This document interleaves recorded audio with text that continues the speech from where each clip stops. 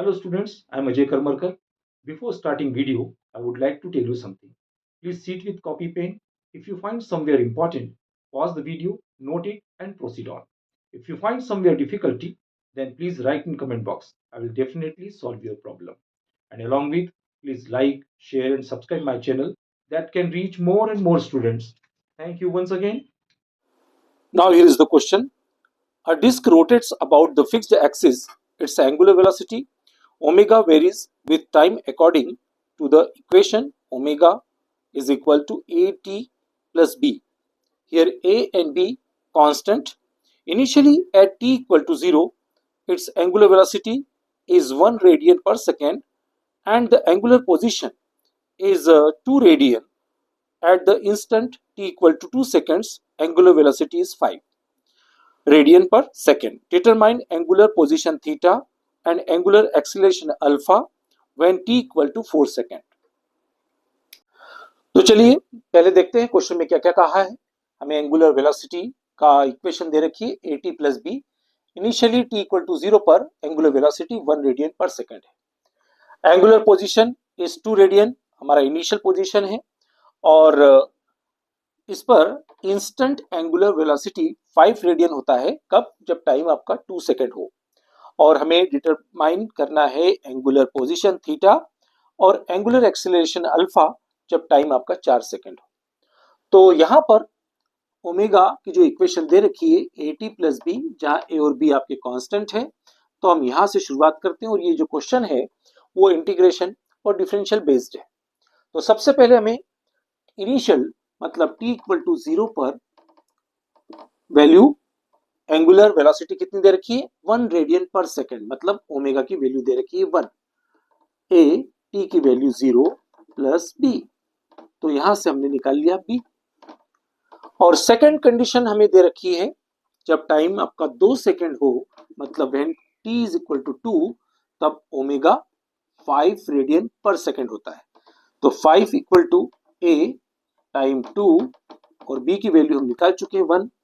तो कितना हो गया 5 minus 1 two a, 4 by 2 equal to a, then a equal to 2। ये हमारे कांस्टेंट की वैल्यू मिल गई। ठीक है, अब क्या होता है, तो सबसे पहले ओमेगा की इक्वेशन जो हमारी इनिशियल इक्वेशन है उसमें ए और बी दोनों की वैल्यू रख देते हैं। तो क्या हो जाएगा 2t प्लस 1, ये इक्वेशन हो गई। अब हमें यहां से ओमेगा क्या होता है एंगुलर वेलोसिटी। अब हम अल्फा निकाल सकते हैं यहां से। तो अल्फा क्या होता है D omega upon D T.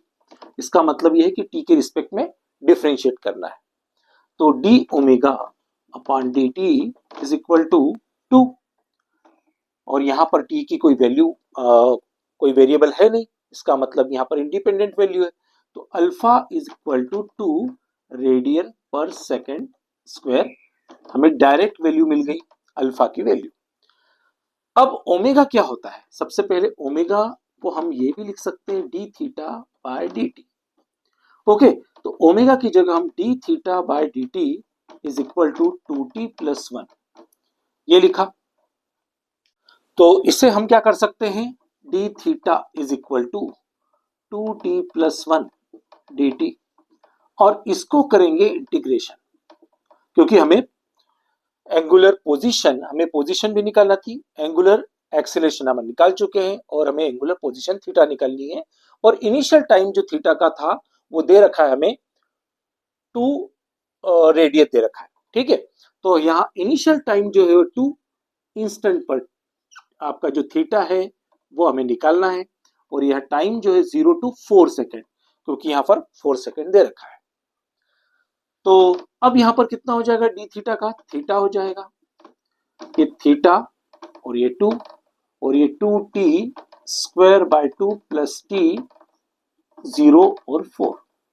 तो ये theta minus 2 is equal to ये 2 कैंसल, 4 स्क्वायर एंड 4, तो ये हो गया 16 plus 4 means theta minus 2, 16 plus 4 that is 20, transposing minus 2 तो हो गया 22 रेडियन। तो ये हमारी थीटा की वैल्यू आ गई। तो हमारे पास दोनों आंसर आ गए, अल्फा की वैल्यू आ गई 2 रेडियन पर सेकेंड स्क्वायर और थीटा की value 22 radian. That is correct answer. I hope so you understood this question. Thank you for staying till the end of this video. Definitely, when you will become success, whole contribution goes to your hard work. But if my videos, my lectures, my questions will help in your success, I will consider myself lucky.